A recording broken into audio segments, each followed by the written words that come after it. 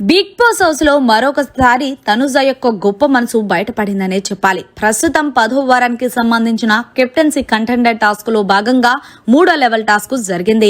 ఈ టాస్క్ లో ఇమాన్యుయల్ అండ్ అలాగే గౌరవ్ వీళ్ళిద్దరూ కూడా విజయం సాధించడంతో వీళ్ళకి గ్రీన్ కలర్ కార్డ్ అనేది వచ్చింది. అంటే రెబల్ నుంచి తప్పించుకోవడమే అవకాశం ఉంటుంది. ఇందులో భాగంగానే తనుజ ఆ గ్రీన్ కలర్ కార్డు గౌరవ్ కి ఇవ్వాలని అనుకుంటున్నాను అంటూ చెప్పుకొచ్చింది. దీంతో గౌరవ్ సారీ తనుజ, నిజంగా మిమ్మల్ని ఇద్దరిని చాలా మిస్టేక్ చేసుకున్నాను.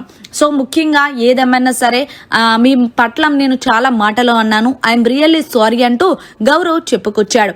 దీంతో తనుజ అంటుంది, అదే కదా గౌరవ్, మొదటి టాస్క్ లో ఇమాన్యుయల్ సాధించాడు కాబట్టి ఇమాన్యుయల్ తీసుకున్నాడు, సెకండ్ టాస్క్ లో నేను విన్ అయ్యాను కాబట్టి నేను తీసుకున్నాను, ఇప్పుడు థర్డ్ టాస్క్ లో మీరిద్దరు విన్ అయ్యారు కానీ ఆల్రెడీ మేమిద్దరం తీసుకున్నాం కాబట్టి నీకిచ్చామంటూ గౌరవ్ కి చెప్పుకొచ్చింది.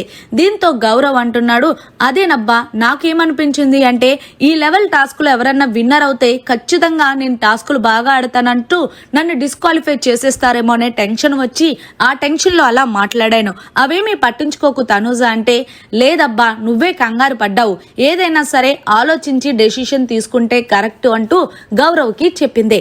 ఏదేమైనా సరే తనుజ యొక్క గొప్ప మనసుపై మీరు ఏమంటారు?